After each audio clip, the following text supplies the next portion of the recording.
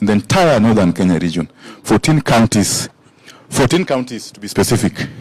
Yeah, and this is going to really contribute towards opening up those areas for economic activities. And there are three components: mini grids, solar power in public facilities. These are schools, administrative units, hospitals, and so on and so forth. And then solar power for community boreholes. Yeah, these are the counties. Yeah.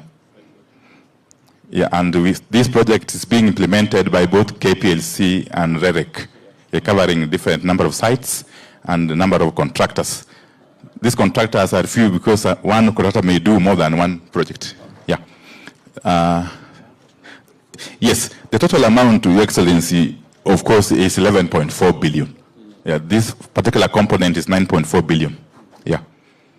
The second one is the public facilities. Similarly, 343 sites. Yeah, covering those number of counties at 438 million. Then the solar water pumping for boreholes, similarly, 316 in those counties at 1.6 billion. Yes. The number of beneficiaries, Your Excellency, this project, once it is complete, would have actually touched 1.1 million people. Yeah. It's a remarkable project at 11.4 billion shillings. Yeah, this is a typical mini grid in a typical northern Kenya or Kosap County. Yeah. And apart from the Kosap project, which is costing us 11.4 billion, there are a number of projects that the GOK is implementing in these same counties, okay, as highlighted here. You see, yes, in those counties, solar mini grid, a big one in Wajir County, and then similarly, yes, and then grid extension. This one is very important, Your Excellency. This line from Lokichar to Lodwar. By April 2026, that project will be complete. It's going to revolutionize that entire area. Yes. Yeah. And finally, the last mile electrification program, which is going on in those counties under KPLC. Correct. In addition to the 0.4 billion. Yeah. Yeah. Thank you, Your Excellency. And these are the counties. These are the 14 counties spread across that entire swath of the nation. Yeah. And this is a representation of a mini grid.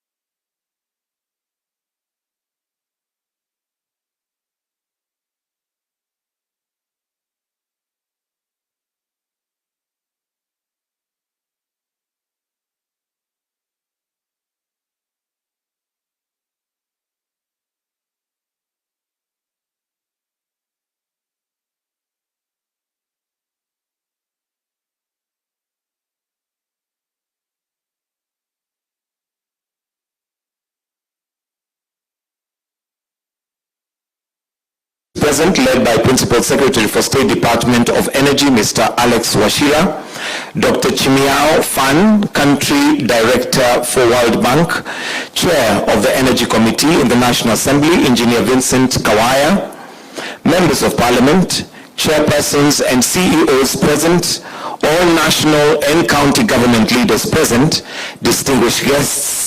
Your Excellency, sir, with your permission, allow me at this point to invite the Principal Secretary, State Department for Energy, Alex Washira, to guide us, to make some few remarks, but also guide us with the program. Let's put our hands together as we welcome him.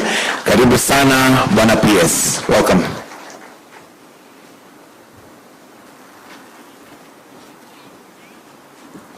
Your Excellency, the President of the Republic of Kenya, Dr. William Samoei Ruto, our Cabinet Secretary, Honorable James Opiyo Wandayi, Country Director, World Bank, Chimiao Fan, our governors present, my colleague PS Raymond Omolo, our Chair CEOs, our Chair for Energy Committee, Vincent Kawaya, ladies and gentlemen, good morning. Your Excellency, today we mark a momentous occasion where Your Excellency, 72% of the land size of Kenya, through the inking of the pen today, is going to see remarkable progress. And Your Excellency, today marks another day like the one you hosted us last year, 27th of May in State House, where we signed 22 billion for last mile in 35 counties. Today we are signing for the remaining 14 counties in Asal, Kenya. Your Excellency, the journey has not been easy. This was one of a stalled project, Your Excellency, and allow me to recognize just a few people who have made the efforts to ensure that this project gets to where it is. Number one, Your Excellency, allow me to recognize World Bank for the role they have played. We really appreciate you. Secondly, Your Excellency, we have officers from the State Department for Energy, KPLC, and REREC. These officers, Your Excellency, have gone to every of the 113 sites that we are going to do the mini-grids, the public facilities that we are going to do the standalone solar systems, and the boreholes, Your Excellency. And with that, Your Excellency, because this has been a whole government approach, I also want to recognize the government officials, the NGAO officers, who have helped us in terms of community engagements and ensuring that we get the community to buy in. And last but not least, Your Excellency, we had a challenge with the land.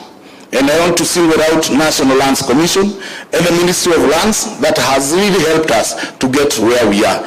Your Excellency, with those few remarks, allow me to invite the World Bank Country Director to just make few remarks, and immediately after that, Your Excellency, will allow me to invite the Cabinet Secretary who will recognize the presence of our leaders. We have many leaders. I can see governors here, members of Parliament here, and he'll be able to guide the rest of the program. Karibu sana, Country Director, World Bank.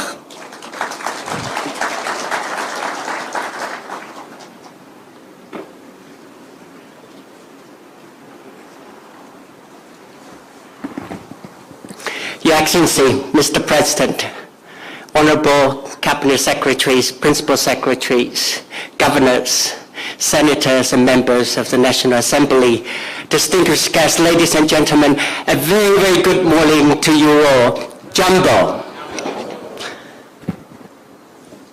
Mr. President and ladies and gentlemen, it's a real pleasure for me to be here today to witness the signing of the contracts for mini-grids and institutional solar systems under the Kenya Solar Access Solar Power Off-Grid Solar Access Project for underserved counties.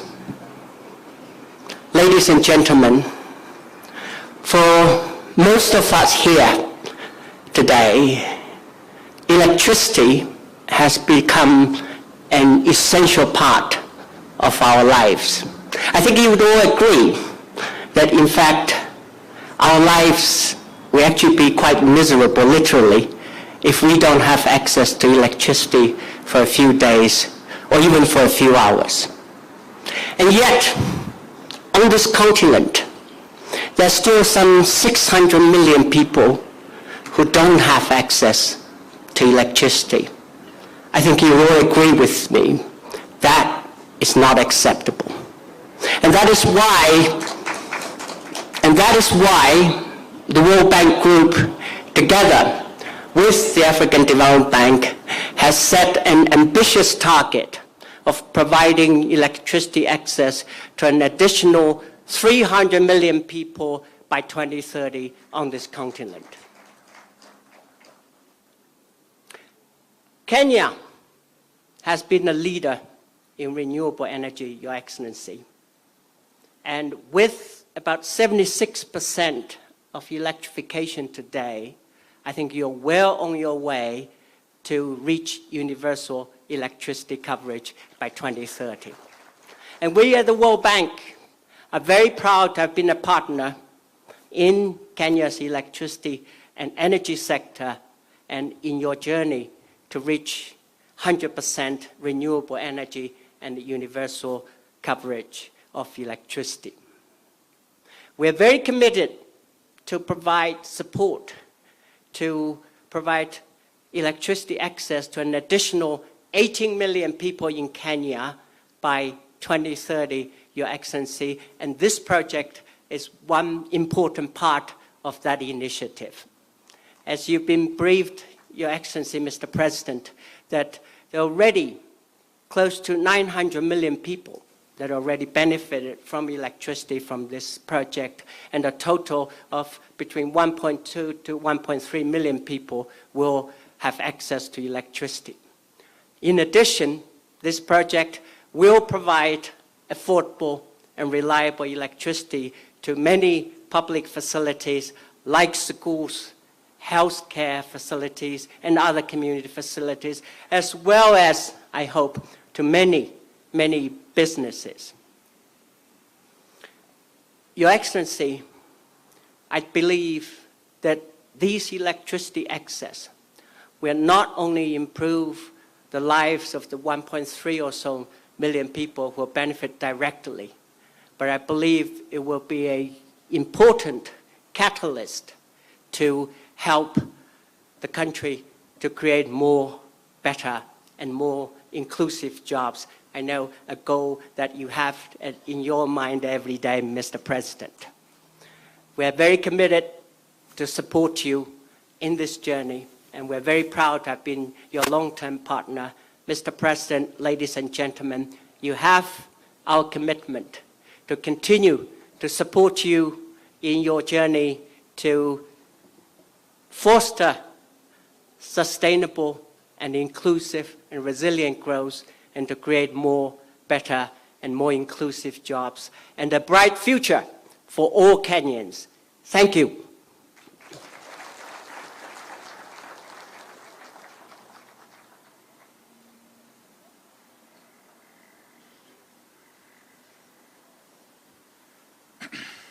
Your Excellency, the President and Commander-in-Chief of the Kenya Defense Forces, Dr. William Samoei Ruto,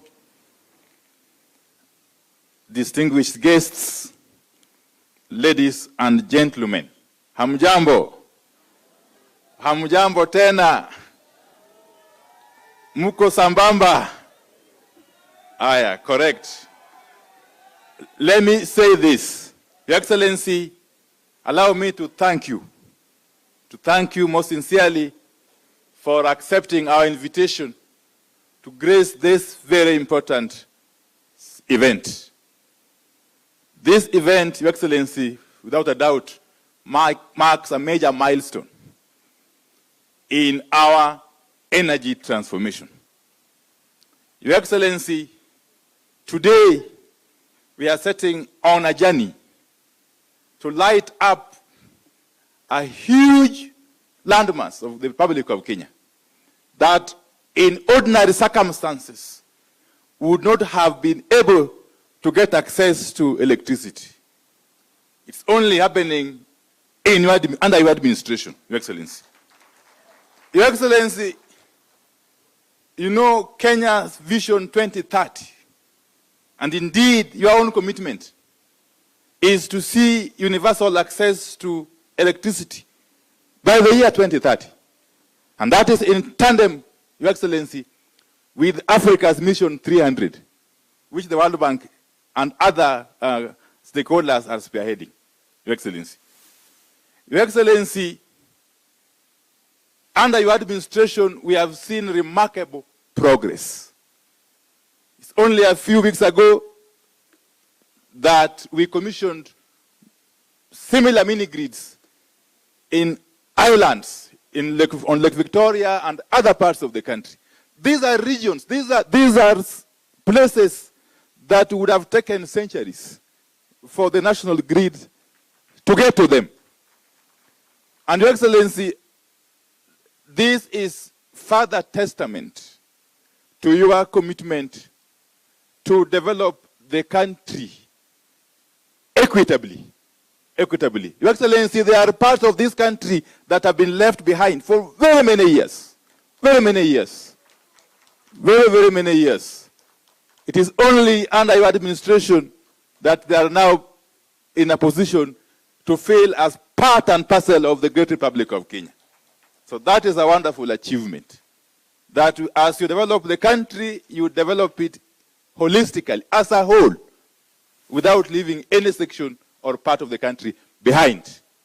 And therefore, Your Excellency, today, we are on a new pedestal.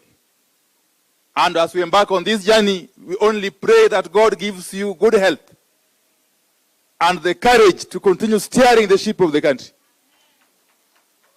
We are sure, Your Excellency, that with this pace of development, especially in the energy sector, by the time you will be completing your second term, Your Excellency, God willing, this country would have made very, very serious steps in terms of development. Allow me, Your Excellency, to recognize a few leaders who are here. And we have Governor Nadhif Jama, the governor of the county of Garissa, Governor Simon Kachapin, the governor of West Pokot, Governor Isa Timami of Lamu, Governor Dado Godana of Tana River. We have with us the chairman of the Committee on Energy in the National Assembly, the Honorable Engineer Vincent Kawaya, and a number of members of parliament. If you may be upstanding, the honorable members of parliament who are here. I may not mention you by name. Thank you very much for gracing this occasion. But therefore, allow me, Excellency, in just under 2 minutes, to invite a few of them, just a few of them, to just come and say hello. The Deputy Governor of Kilifi. The Deputy Governor of Kilifi, my good sister. Yeah, thank you very much. Allow me to invite Mheshimiwa Abdullahi Bashir, just for 30 seconds. He's the chairman of the pastoralist MPs. I'm sure you know that. Yes, my good friend Abdullahi Bashir, the MP for Mandera North. He will be followed in quick succession by the chairman of the Energy Committee. Thank you, Your Excellency, and I want to acknowledge the presence of all the other members. We also have our patron, Dido Raso, and all the members present here, including the father of the house, Mheshimiwa Kenan. Your Excellency, this is a project that has stalled in 2018, and now that it has come to fruition under your leadership. As the minister has said, you're opening up areas that probably would never have been opened. And we want to say a very big thank you, because 72% of Kenya is where these off-grid solar grids are going to be operated on. So we want to say a very big thank you. You are making Kenya to be equal. All parts of Kenya under your leadership is becoming equal. Last time you visited our areas, you made progressive pronouncements. We still thank you. And now today here, we are talking about 13.8 billion going to those areas so that solar energy can be something that can be used in all parts of the country. On behalf of the Pastoralist Parliamentary Group and members of Parliament present, I want to say a big thank you, and thank you very much, Your Excellency. Continue steering the ship, And inshallah, going forward, 2027, all members, all counties will be with you. Thank you very much. Aya, the chairman of the Committee on Energy, the Honorable Engineer Vincent Kawaya. Please come forward.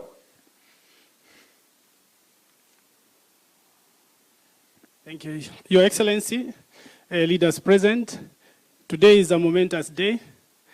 I see the joy when we light up a single village. I can imagine that multiplied by 1.2 million beneficiaries who are going to benefit from this particular project. I want to thank your office for accelerating this particular program. I want to thank the ministry for the partnership and all the players. Let me say, there is nothing that makes an oversight authority happier than when things are done right. COSAP is one thing that is being done right, because it also sends a signal that every Kenyan matters.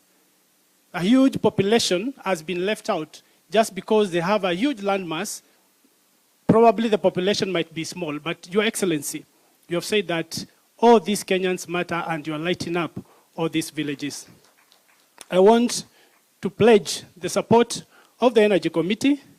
We do not just oversight blindly. When things are done right, we say they have been done right. And Your Excellency, maybe just a small request that first we understand that solar is a way to go, especially when backed by energy storage systems.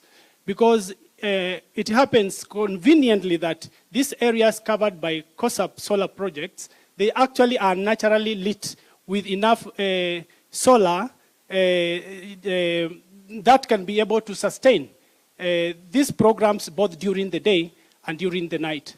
The only request would be that we have a vote head that also makes sure that the turnaround for maintenance is very, very short, so that whenever we have a breakdown, then the fixing time is reduced. On behalf of the Parliament of Kenya, we are going to work with you to ensure the success of this project and the myriad of projects that have been started under the administration of your leadership, His Excellency the President of the Republic of Kenya, Dr. William Ruto. Asanteni sana, Mungu awabariki. Your Excellency, if you may indulge me, I reckon that we are in Nairobi, and I saw the Honorable George Aladwa, the MP for Makadara, is here.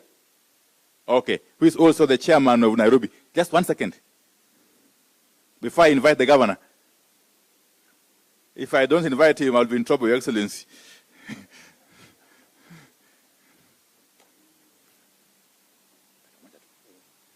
Asante waziri, na washukuru rais wetu. Tuko pia na mbunge jirani wa hapa rais. Ningekuomba tu kwa dakika moja pia Mheshimiwa Luoch akuje. Mheshimiwa Luoch, wacha rais kuja kwanza, wacha kuja. Kimbia tumepata dakika moja.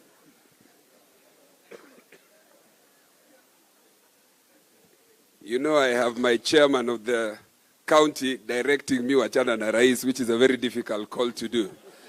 Your Excellency, governors present and colleagues, thank you very much for inviting us to this particular occasion. I am a neighboring constituency member of parliament in Mathare. I send the apologies of Honorable TJ Kajwang, whose phone was still off, but he said, jirani yangu kama uko, kuja to represent where rais is. Your Excellency, you know, some years back at independence, a decision was made that let us develop some part of Kenya tutarudi kwa zingine. I think it was sessional paper number 10. If that thing was reversed and Nairobi was told ngoja, we would be in the capital city somewhere in northeastern Kenya. Now, so many years after, it is only possible that we touch northeastern through a principle in the Constitution called affirmative action. I am very happy that this principle is something that His Excellency has embraced. If there is one reason why I am associated with the President, mimi mambo ya 2027 watatupanga na baba wakisema tutafuata. Watatupanga. Na wale watu wanasema AU sijui nini, wakitupanga na baba 2027 hiyo tutafuata. At the moment, on the question of affirmative action, I have found that the #1 ambassador whom if you speak to on this question will listen is the president. Ukiwacha hii mambo ya kawi, His Excellency the President applied affirmative action on infrastructure ya shule za Nairobi and gave us 58 million Kenya shillings per constituency. For this reason, Nairobi and my constituency Mathare should support the president on this agenda. I know Aladwa wants me to stop, but allow me to add this one question, Your Excellency. There are places in Nairobi that have been under darkness for the last 7 years. And I have engaged the president on this issue, and just this morning, he has directed the RAREC team and the PS to come up with a model that will ensure that this constituency and one of us, that is Kosovo in Mathare and Mukuru and the others, can have a model where they can be connected to last mile. That can only happen under the question and the principle of affirmative action. Thank you very much, Your Excellency, and we look forward to your coming to launch this plus housing in Mathare. Asante. Asante Mheshimiwa Oluoch, kwa niaba ya Nairobi. Mheshimiwa Rais, karibu. Leo sio siku yetu, leo ni siku ya kaunti zingine. Sisi tunawakaribisha, mjisikie mko huru. Ningesema tu vile Mheshimiwa Wandai waziri amesema ya kwamba sisi hatuongea mambo ya mwaka huu na mwaka ujao. Rais 2027 tuliona wengine wakicheka wakisherekea, but mimi naweka hapa clear kama mwenyekiti wa ODM Nairobi, 2027 tuko nyuma yako. Hakuna cha stories, tuko nyuma yako 100%. Wewe panga mambo hii kidogo kidogo ya hapa na pale, ya 2027 kura itafuatana kuruka. Sisi tuko nyuma yako.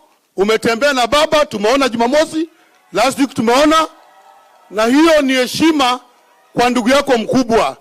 Na unapotembea ndugu yako mkubwa na mwingine anacheka, wewe cheka, na 2027 tutachekana na wewe. Kwa hivyo Rais, ukiwa Nairobi uko kwako, tembea. Sisi ni wanasiasa. Kawai ni ndio chairman wangu, mimi niko committee ya energy na is our able chairman. So sikia uko huru. Wandai, wewe ndio ulitupatia waziri Wandai na ni ODM. Anafanya kazi ya loyal. Tusukume hiyo gurudumu. Na nawakumbusha wale ODM wanaongea huko kando kando. Waongee tu, lakini sisi ODM original. Rais ni William Samoei Ruto. Mungu awabariki. Thank you very much, Mheshimiwa George Aladwa. Allow me, Your Excellency, to invite Governor Nadhif Jama to come and make some very short remarks.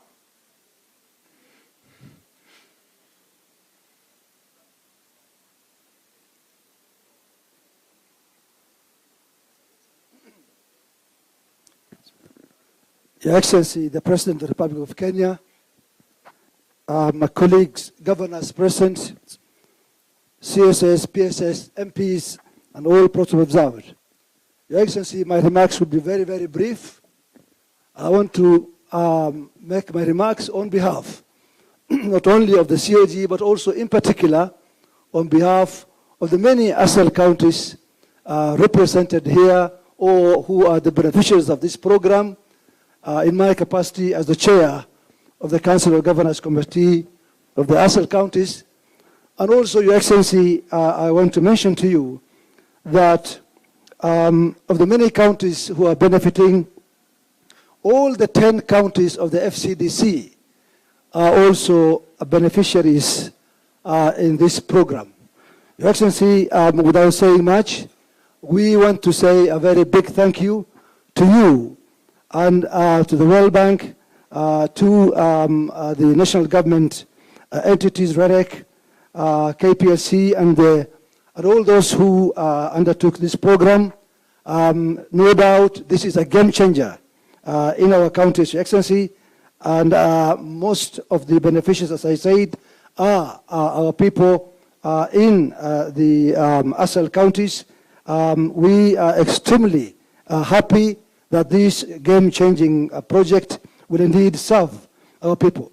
Your Excellency, the many remarks made here also reminded me of the great visit that you made to our region just about 2 weeks ago, where you also really opened up really a great projects and announced very, very interesting initiatives. We are saying that together with also this one here, you are indeed, if not, you have actually revised or completely did away with the sessional paper number 10, which deliberately marginalized our region for those many years. I think, without doubt, these kind of projects are the projects that no doubt will play a big role in the development of our region, and therefore, Your Excellency, mine is to say a big thank you on behalf of the counties, the 14 counties that are benefiting from this very, very important project. Asanteni sana. Thank you very much. Thank you very much, Governor Nadhif. Your Excellency, at this juncture, allow me to invite you to come and address your people. Let us be upstanding as we usher in His Excellency, the President, as he comes forward to launch this program. Thank you very much, Excellency. Asanteni sana. Good morning, everybody. Please take your seats. Asanteni sana.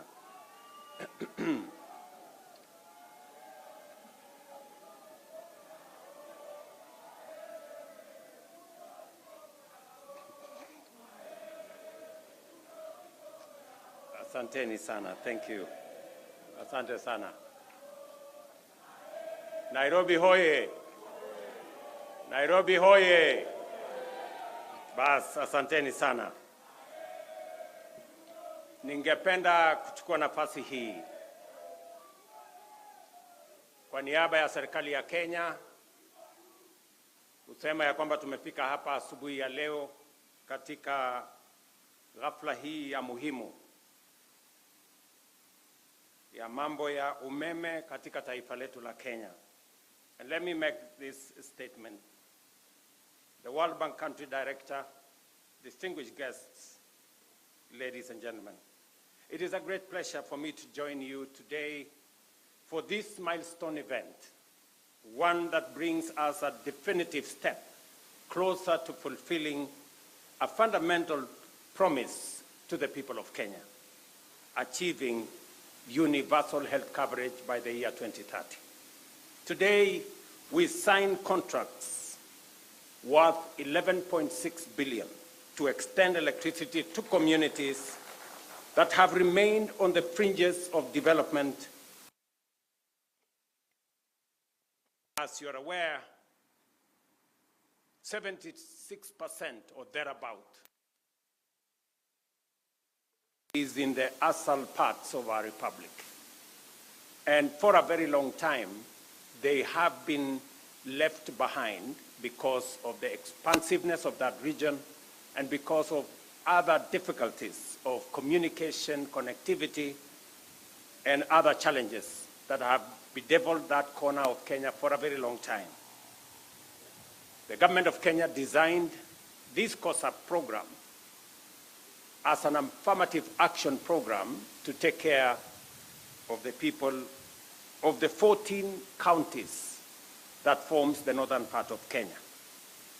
The 14 contracts signed today will establish 113 mini-grids, bring electricity to counties of Turkana, Marsabit, Samburu, Isiolo, Mandera, Wajir, Garissa, Tana River, Lamu, Kilifi, Kwale, and Narok. This marks a significant step and expansion of Kenya's growing energy revolution. Additionally, 6 contracts will be signed to ensure that 343 public health facilities, schools, and administrative offices are connected to electricity through standalone solar systems at a cost of 438 million. A further 316 solar water pumps 4 boreholes worth 1.6 billion are in the final stages of procurement, ensuring that electricity not only lights homes, but also powers essential services for communities across Kenya. Today's event is more than just a contract signing. It is a reaffirmation of our unwavering commitment to inclusive development. It sends a clear message that no Kenyan, regardless of location or background, will be left behind in our nation's march to progress. Our mission is to extend modern, reliable, and affordable electricity to every home, school, and business, from the most remote villages to the busiest urban centers. This is the foundation of our development agenda, firmly anchored on Vision 2030 and the bottom-up economic transformation agenda, ensuring that every citizen has access to opportunity, access to progress, and dignity. Kenya has made remarkable strides in electrification, increasing access from 29% in 2013 to 75% today, positioning us among the leading nations in sub-Saharan Africa. However, this progress has not been uniform. While electrification has advanced in urban centers and along major transport corridors, vast rural areas remain in darkness. For communities far from the national grid, solar power offers the most practical, cost-effective, and immediate solution. That is why the government of Kenya, in partnership with the World Bank, is implementing the Kenya Off-Grid Solar Access Project, commonly known as COSAP. This initiative is about more than just power. It is about transformation. With electricity in health facilities, vaccines and essential medicines will be safely stored, ensuring life-saving treatment reaches all that need it. With electricity in schools, our children will benefit from longer study hours, better learning environment, and greater opportunities to excel. With power in homes and businesses, we will unlock new economic opportunities, support small and micro enterprises, and create jobs, turning villages into vibrant hubs of commerce and innovation. Distinguished guests, through the last mile connectivity program under the Kenya Power, 1.2 million customers have already been connected in the last 2 years, with another 460,000 set to benefit by 2026. Through REDEC, we have connected 63,000 out of 93,000 identified public facilities, including 22,900 public primary schools. This work continues with 1,071 public facilities projected to be completed in 2023-2024 financial year, and another 1,450 currently underway in the financial year 2024-2025. Beyond expanding access, we remain committed to achieving a 100% clean energy grid by 2030. Diesel-powered stations are being hybridized and with solar PV systems, and plans are underway to install an additional 8 megawatts of solar power in Wajir County. In Lodwar, we are taking a bold and decisive step to shut down the diesel power plant operated by Kenya Power and extending national grid to Lodwar by next year. I am looking for that proud moment to switch off the diesel power plant in Lodwar for the first time. This includes constructing a 100-kilometer of 66 kilowatt power lines and a substation, at a cost of 900 million. These projects are clear statements of intent. We are reducing our dependence on costly and polluting diesel power, cutting energy costs, and reinforcing our climate commitments while enhancing access to our communities, to our villages, and to our towns. Until every household, school, business, and health facility in Kenya has reliable and affordable electricity. And I want to confirm that for the last 7 years, we've had estates, or in fact, areas like Kosovo here in Hospital Ward, Mukuru kwa Njenga, Mukuru kwa Ruben, Mugumoini in Embakasi West, that have lived in darkness for the last 7 years. I have given very firm instructions to the ministry, to REREC, and to Kenya Power to develop a mechanism where we will light up those estates and those areas of Nairobi. It cannot be that in the capital city of Kenya, there are citizens living in darkness. And the Departmental Committee of Energy at the National Assembly, as we engage with the supplementary budget, we must provide resources for that to happen so that we can light up those areas of Nairobi as we light up the bigger part of northern Kenya. And we are intentional. We are deliberate as we do this because we must develop this country in a wholesome manner. Last week, or the week before, I was in northern Kenya, and I did announce a major road artery that will be constructed from Isiolo through Wajir all the way to Mandera. And many people assume or think it is a joke. Let me tell you, good people, you know, in this country sometimes we take matters of life and death as if it is a joke. I am committed to delivering on that 750 kilometer of road from Isiolo to Mandera, because for a very long time we have left northern Kenya behind. And it is a deliberate statement by the government of Kenya through this administration that no part of Kenya will be left behind. We did develop a transport corridor that connected Mombasa to Malaba, and that is why our development has concentrated on that transport corridor. It is time that we have a second transport corridor that goes all the way to Mandera.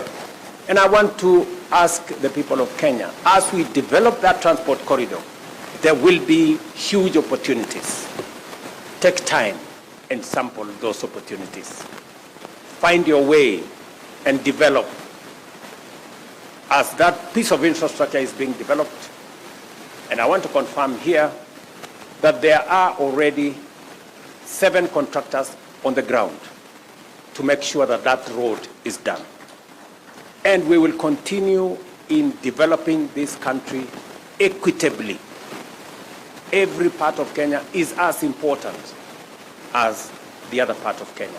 It is also the same reason that the government of Kenya provided an extra 1 billion shillings for especially informal settlements in Nairobi to develop schools. Because here in Nairobi we have had instances where we have many children who have no access to education because where they live, there are no public schools. And we will continue to sample the opportunities, look out for the people who are vulnerable, look out for those who are left behind, and carry them along so that we can move together as a nation. So apart from the electrification program that we have all the other programs that are running. Our housing program is on course, and I want to assure the people of hospital ward here in Kosovo and all the other areas. Your member of parliament has been on my case so many times, but I want to assure them and to assure your people, Mheshimiwa, that this morning there was an inspection by the leadership of the Kenya Police. We are going to provide land to develop our affordable housing program so that the people who gave way on the Nairobi River can be given the first priority as we develop our affordable housing program. Shortly, maybe in the next coming weeks, I will be launching the program on the Nairobi River that will see the development of Nairobi River afresh, and that we will never again have a smelly river in the middle of Nairobi. We will have a modern transport corridor and a proper piece of infrastructure around the Nairobi River. Again, it is because we must do the things we must do to change our country, irrespective of all the other things and all the other considerations that ordinarily inform decisions that have political ramifications. To the contractors, signing this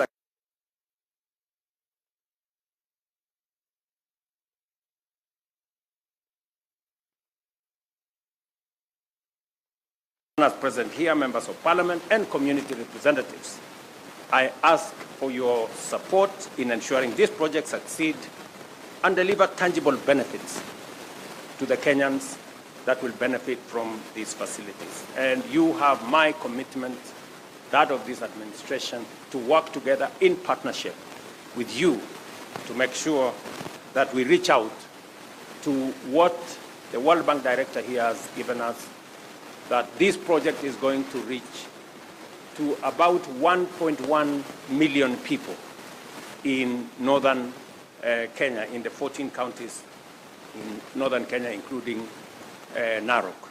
So as we build this synergy, I want to ask us, as the people of Kenya, to be united as we focus on the development of our country.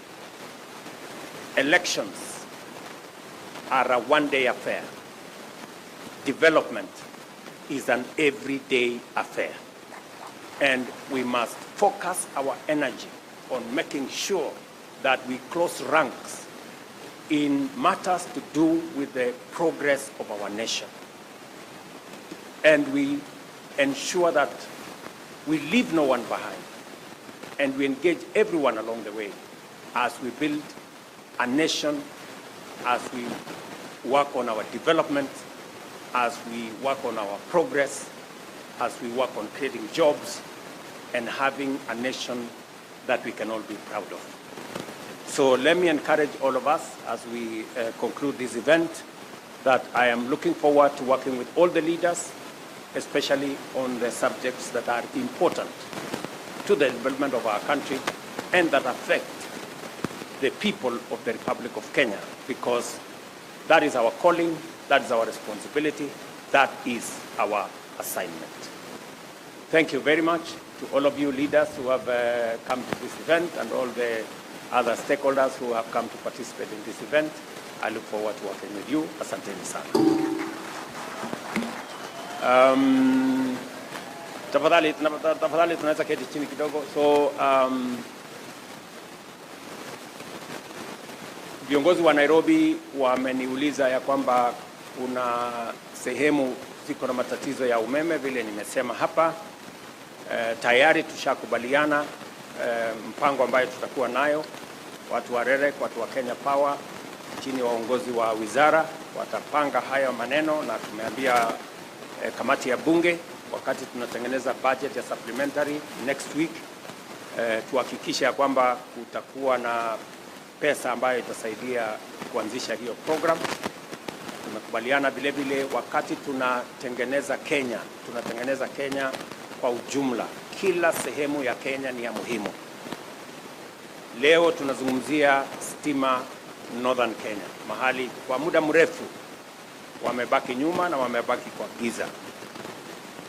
Pia tunazungumzia wale wako katikati yetu hapa Nairobi, kuna sehemu ya Nairobi pia vile kuna giza kule Northern Kenya, pia kuna giza hapa Nairobi katikati. Na tumesema pia hawa watu wa Nairobi wanaoishi hapa Kosovo, Mugumoine kule Embakasi West, wale wanaoishi Mukuru kwa Njenga, Mukuru kwa Ruben na sehemu zingine za Nairobi ambazo bado ziko na giza, pia tutawashughulikia ndio tuweze kuhamasisha Wakenya wote na tuweze kutembea kwa pamoja.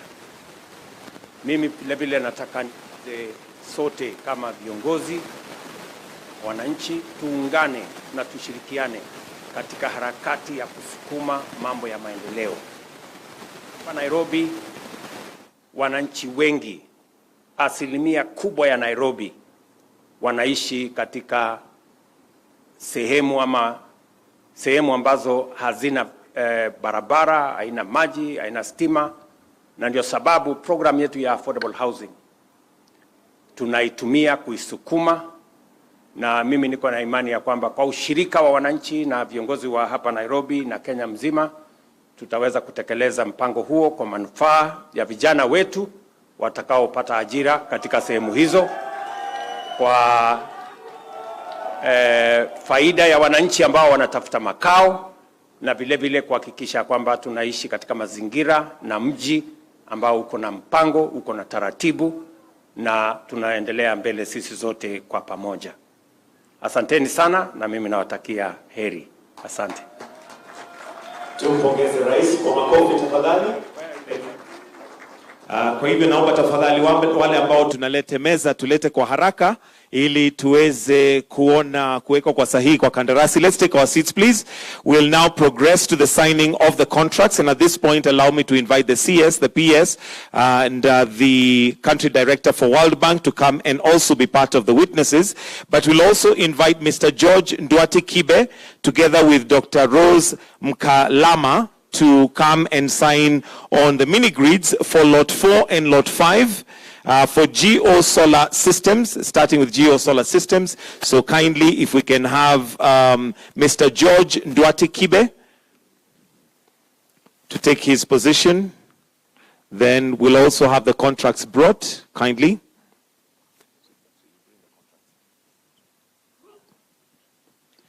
And as we do that, let me also request that Mr. Elisha Okello get ready, please, to come on this side, to stand by on that side, because yours will be the next one, and it'll still be REREC. So we'll have you also sign after we finish this one. So you can just stand by on that side. If we can kindly have the contract for Geo Solar Systems. This will be covering Marsabit County in Laisamis and North Hor. So this is a contract for Marsabit County, Laisamis, and North Hor.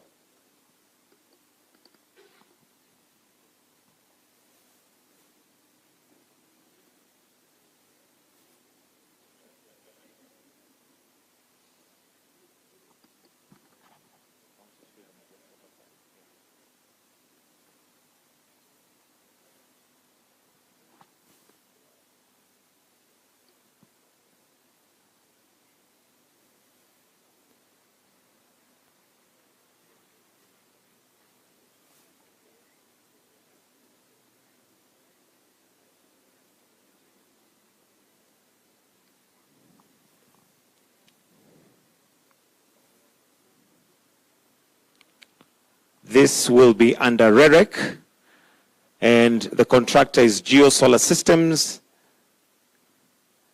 And with that, we'll then have them maybe stand up and just have a picture before we then now invite Mr. Elisha Okello, before we invite Mr. Okello. Okay. Thank you. Dr. Mkamala, I'll request you to remain because it's still REREC. Then we'll have Mr. Elisha Okello to kindly come and also sign on behalf of Bright Rays International Limited. This will be for Samburu County, West Samburu North, and Samburu East.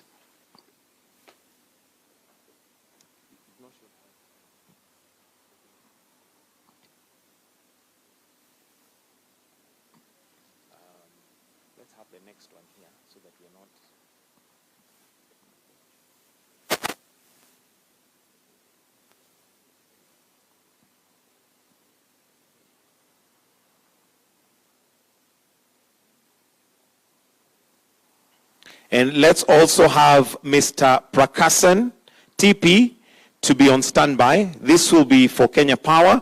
We'll also have Dr. Engineer Joseph Sirol to kindly stand on standby as they will be signing the next ones on behalf of KPLC. Thank you. So you may just stand.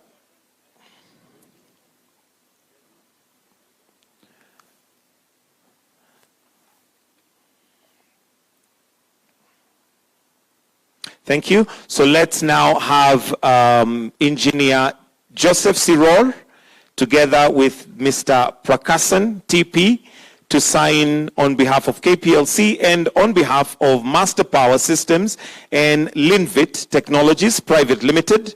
And this will be for Mandera County, Banisa Mandera, North, Liffey, and Mandera East constituencies.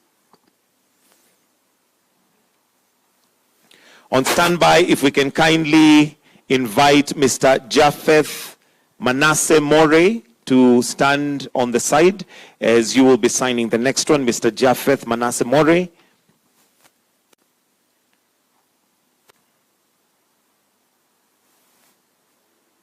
So the current contract is for Mandera County, Banisa Mandera, North, Liffey, and Mandera East constituencies.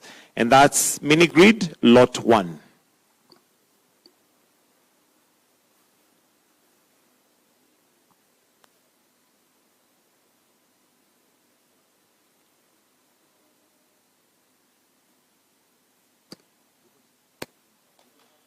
Thank you.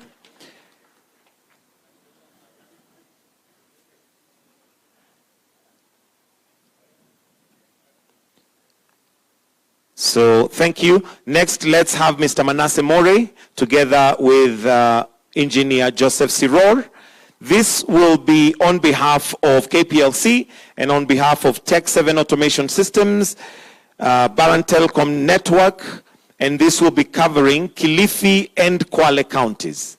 Kilifi and Kwale counties.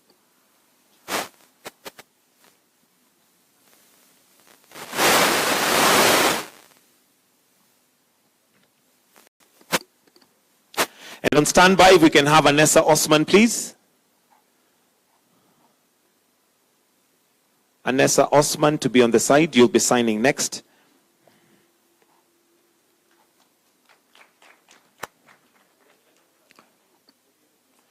So the next contract is for CP Solar Resources Limited. This will be covering Lamu, Kilifi, and Kwale. Karibu. And signing will have Dr. Engineer Joseph Sirol together with Anessa Osman on behalf of CP Solar Resources Limited. Again, this will be covering Lamu, Kilifi, and Kwale. If we can now have Mr. Wida Omari Nasta on standby. Wida Omari Nasta on standby. You'll be signing in next together with Dr. Engineer Joseph Sirol as the last contract that we're going to be signing at this point in time, as the rest have already been taken care of. So a quick photo.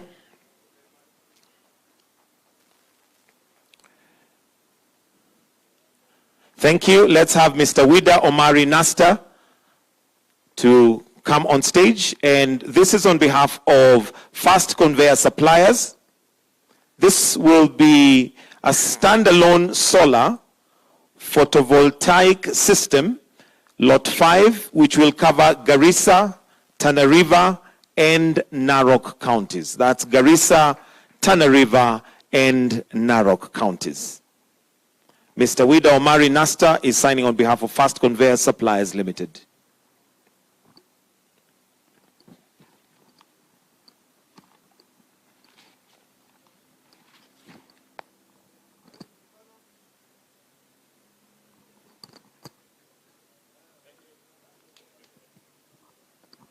Thank you.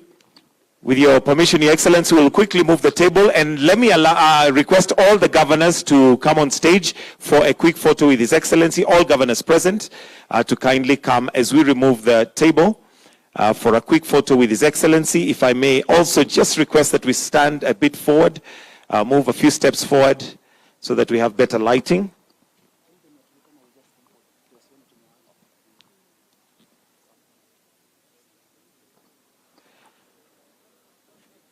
then let's have all the contractors who signed to kindly stand by so that we'll have a photo with them. Kindly, all contractors who signed, please let's stand on the right of the stage.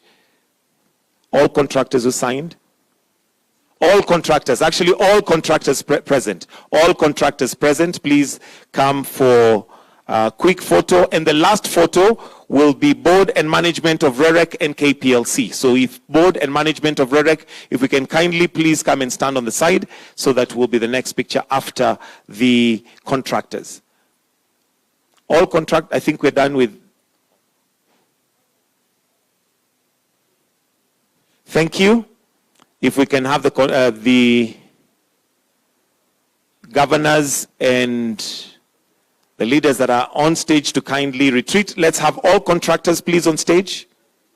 All contractors.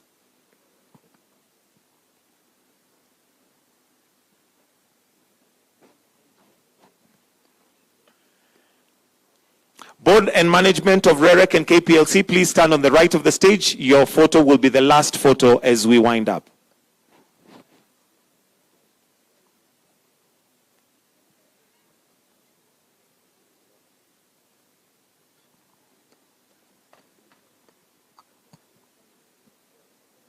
Let's please just look at the photo as we'll greet later so that we can have this photo taken.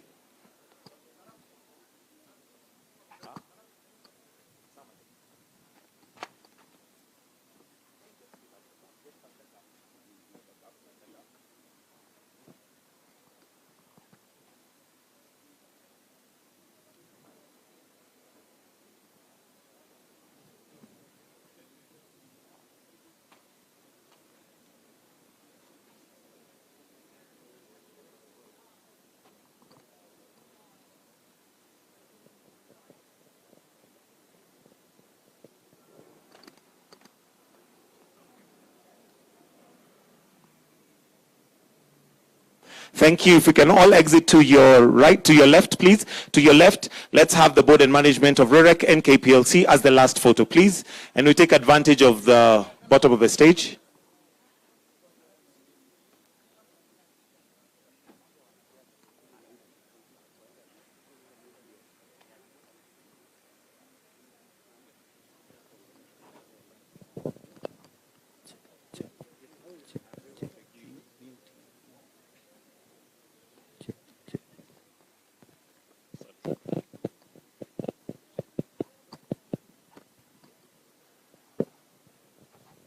All right, thank you. If we can exit to your left, kindly.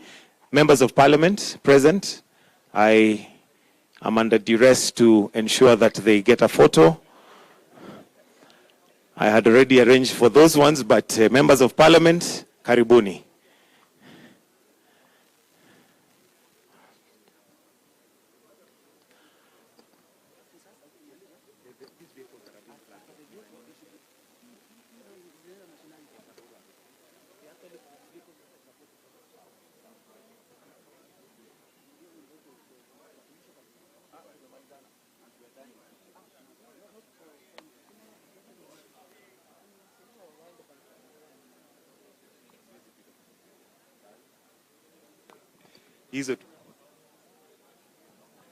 After that, Your Excellency, we have a flagging off of the COSAP vehicles, which are going to be supporting this project, which we shall witness as the flagging off is taking off. And the flagging off will have the honor of His Excellency flagging them off. Thank you very much, Your Excellency. We'll request that now we may proceed to your left, sir, where we'll have the flagging off of vehicles.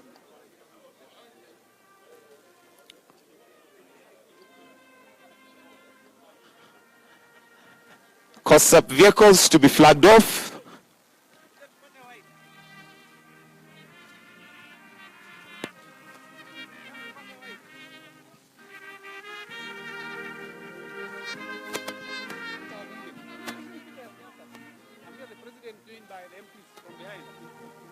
The President will be joined by members of Parliament, governors, leaders from the different counties, as these are vehicles that are going to be supporting the counties with the electrification and the off-grid.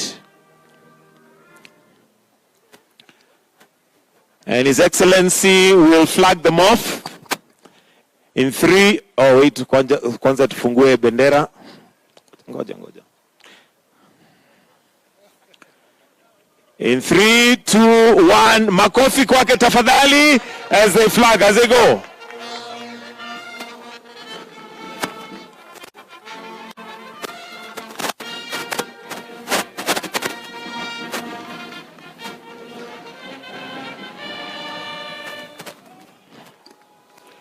And now we have the vehicles that are going to be supporting Kawi Safi Mashinani, COSAP, Kenya Off-Grid Solar Access Project, wakisema ya kwamba ni Kawi Safi Mashinani. Na magari zikipita, basi nitaomba wale ambao tumeketi, tutasimama ili tumalizie kwa wimbo wa taifa, magari yakiisha. Naomba tafadhali sote sasa tusimame wima ili tuweze kumalizia kwa wimbo wa taifa. Wale ambao tumeketi, tafadhali tusimame kwa wimbo wa taifa.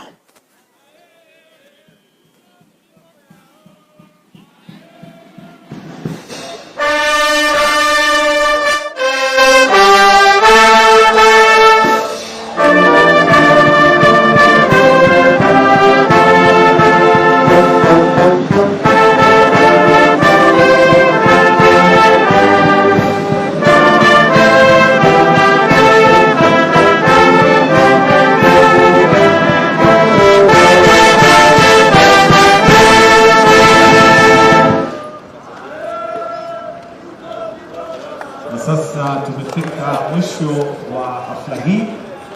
Naomba tafadhali tubaki mahali tulipo, tumruhusu rais aweze kutoka.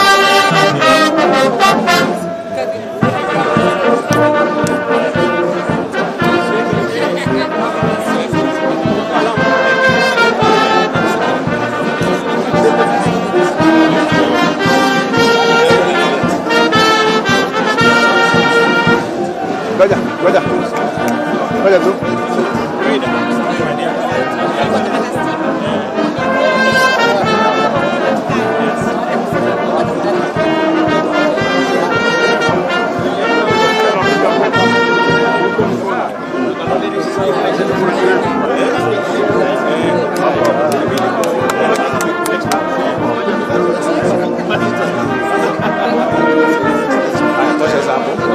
Ngoja hata mimi bwana.